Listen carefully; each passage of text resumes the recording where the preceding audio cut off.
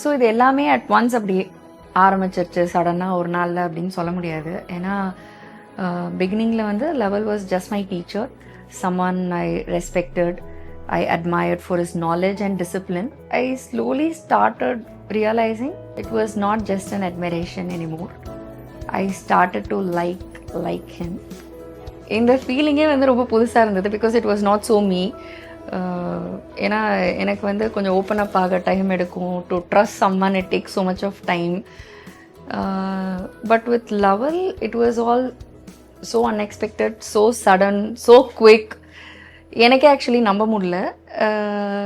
நானே என்னை கேட்டுக்கிட்டேன், what is happening with me, why am I feeling this way, இதெல்லாம் ஓகேவா, நான் என்ன பண்ணுறேன்னு எனக்கே இந்த மாதிரி நிறைய கேள்விகள்.